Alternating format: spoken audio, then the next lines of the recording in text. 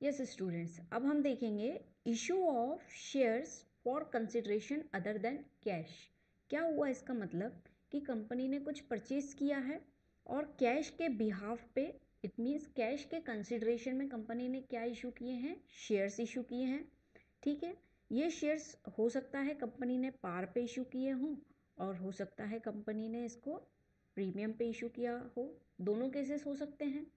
ठीक है, हम ऐसा करते हैं, हम एक क्वेश्चन फ्रेम कर लेते हैं ताकि दोनों कंसेप्ट हम समझ पाएँ कि जब पार पे इशू होंगे शेयर्स तब कैसे इसकी एंट्री होगी और जब प्रीमियम पे होगा तब कैसे होगा। कंपनी ने परचेज कर लिया, इसका मतलब क्या है, कंपनी ने कोई एसेट परचेज कर ली है ना, और उसका पेमेंट जो है किसके थ्रू किया है, by way of issuing shares. ठीक है, तो हम एक क्वेश्चन लिखते हैं, x limited purchased a machinery from Ram Limited for ₹7,20,000। ठीक है, the payment is made by issue of fully paid up equity shares of ₹100 each। ठीक है, pass general entries assuming shares are issued at par। ठीक है, ये हमने question frame कर लिया है। X limited purchased a machinery from Ram limited for ₹7,20,000 की मशीनरी खरीदी है राम लिमिटेड से। ठीक है, पेमेंट कैसे किया है, fully paid up equity shares issue किए हैं, कितने रुपीज़ वाले, ₹100 वाले। ठीक है, जनरल एंट्री क्रॉस करना है हमें, pass general entries assuming shares are issued at par, shares किस पे इशू हुए हैं, पार पे इशू हुए हैं, ये हमको अज्यूम करना है। ये हो गया हमारी कंडीशन नंबर फर्स्ट या केस नंबर फर्स्ट जो हम सॉल्व करेंगे। ठीक है, सबसे पहले अगर हमने मशीनरी परचेज की है तो हमारी जनरल एंट्री क्या होती है, मशीनरी अकाउंट डेबिट, और जिससे परचेज की है हमारे क्रेडिटर से उसका नाम लिखते हैं हम टू राम लिमिटेड, क्योंकि यहाँ पे कैश के लिए तो बोला ही नहीं है, टू राम लिमिटेड। कितने रुपीस की मशीनरी है, 7,20,000, 7,20,000। दूसरा क्या हुआ है, इसका पेमेंट कैसे किया गया है, bye issue of shares ₹100 each वाले। ठीक है, तो राम लिमिटेड को अब हम पेमेंट कर रहे हैं, तो राम लिमिटेड हमारे क्रेडिटर्स से, क्रेडिटर्स कम हो गए, लायबिलिटी कम हो गई, तो हमने यहाँ पे डेबिट कर दिया, debit to share capital account. ठीक है, शेयर कैपिटल अगर कोई टाइप है, हाँ हमें बोला है इक्विटी, तो यहाँ पे हम पुट अप कर देंगे equity share capital account. Same amount आ जाएगा क्योंकि पार पे है, तो जितने की मशीनरी है और उतने ही शेयर्स इशू हुए होंगे। अगर आपसे पूछा जाए कि इसी में ही कि how many shares has been issued by the company, तो वो हम बहुत इजीली निकाल सकते हैं। कैसे, हमको पेमेंट करना है 7,20,000 का, हमें बता दिया है कि एक शेयर की वैल्यू कितनी है, 100, तो नंबर ऑफ शेयर्स कितने आ जाएंगे हमारे पास, 7,200 जो है हमारे पास शेयर्स आ जाएंगे। ठीक है, अब सेकेंड केस अगर हम इसका फ्रेम करें, सेम आपके पास यही कंडीशन दी हुई है, पास जनरल एंट्रीज अज्यूमिंग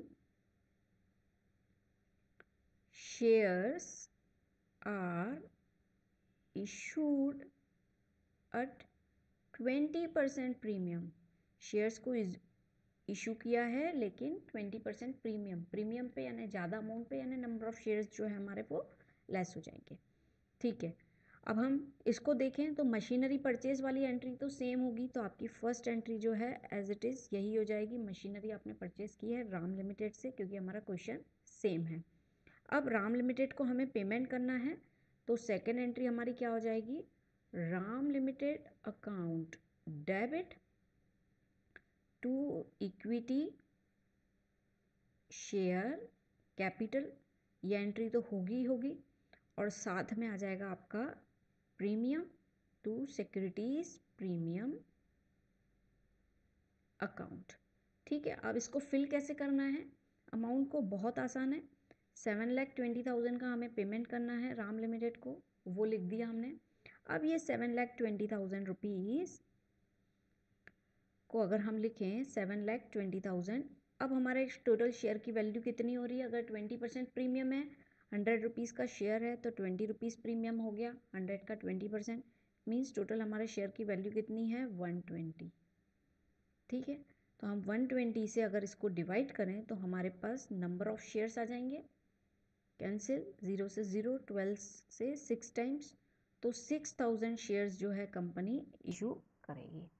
अब बहुत आसान है, 6,000 शेयर्स हैं और हमारे शेयर्स की वैल्यू कितनी है, ओरिजिनल वैल्यू दैट इज़ 100, तो ये हो जाएगा आपका 6 लाख रुपीज़। ठीक है, और प्रीमियम का अमाउंट 6,000 शेयर्स हैं आपके पास, और 20 रुपीज़ जो है आपके पास प्रीमियम का अमाउंट है, तो ये आ जाएगा आपका 1,20,000 रुपीज़।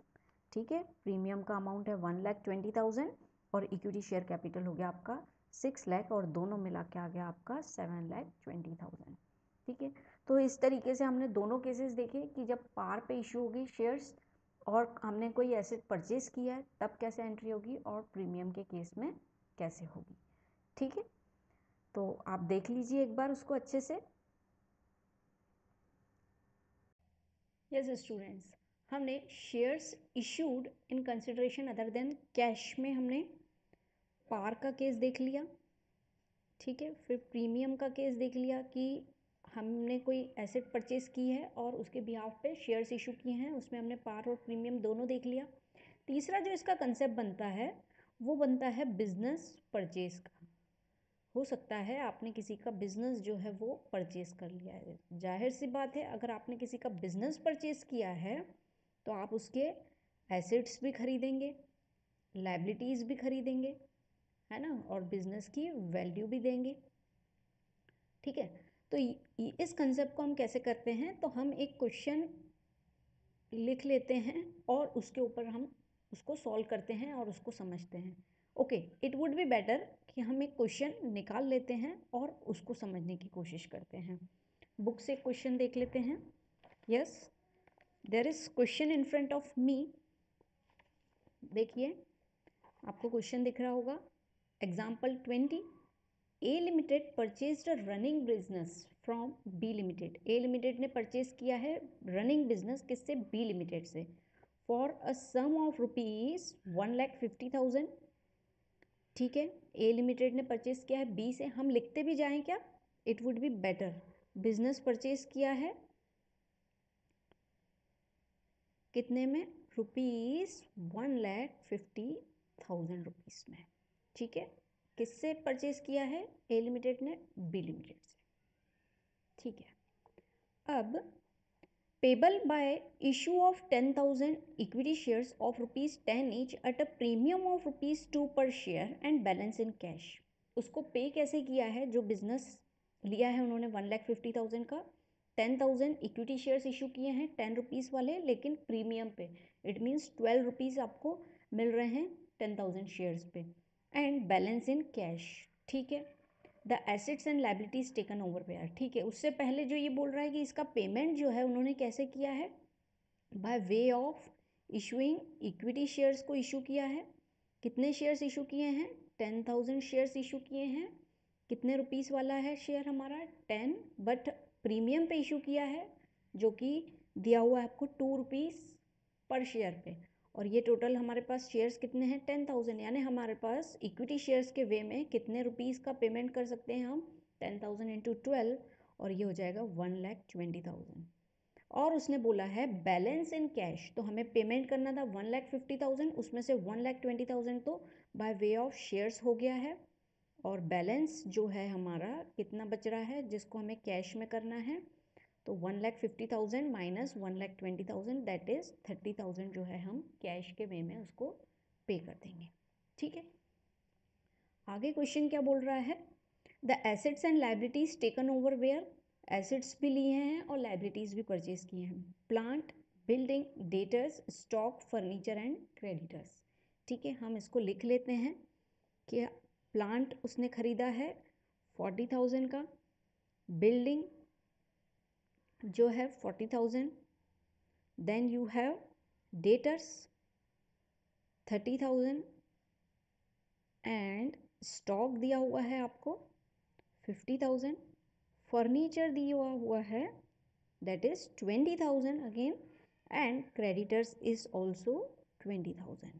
ठीक है, जाहिर सी बात है हम किसी का बिजनेस परचेस कर रहे हैं तो हम उसके एसेट्स और लाइबिलिटीज भी परचेस करेंगे। आगे क्या बोल रहा है क्वेश्चन, ये एसेट्स और लाइबिलिटीज जो ली है वो हमने लिख ली, you are required to pass necessary general entries for the above transaction in the books of A limited, हमें ए लिमिटेड की बुक में जो है जनरल एंट्रीज पास आउट करना है। ठीक है, हमने शॉर्ट में पूरा क्वेश्चन यहाँ पे लिख लिया है ताकि हम क्वेश्चन पे फोकस करें और हमें बार बार उसको रीड ना करना पड़े। ठीक है, तो जो एसेट्स और लाइबिलिटीज परचेज की हैं, तो जब भी एसेट्स आती हैं इंक्रीज होती हैं हमारे पास, हम उसको क्या करते हैं डेबिट, सेम ऐसा लाइबिलिटीज इंक्रीज होती हैं तो हम उसको करते हैं क्रेडिट। वही हमारी पहली एंट्री हो जाएगी, एसेट्स अकाउंट डेबिट टू, तो एसेट्स हमारे पास अलग अलग दिए हुए हैं तो हम उनके नाम लिखेंगे, that is plant account debit, हम अलग से लिखते हैं डेटर्स अकाउंट डेबिट, प्लांट कितना है हमारे पास 40,000, डेटर्स कितने हैं हमारे पास 30,000। ठीक है, फिर दिया हुआ है आपको बिल्डिंग, एंड बिल्डिंग की वैल्यू दी हुई है 40,000। ठीक है, देन स्टॉक, स्टॉक को भी डेबिट कर दिया हमने और ये हो गया आपका 50,000। देन फर्नीचर, सब में अकाउंट लिखना है हमें, फर्नीचर अकाउंट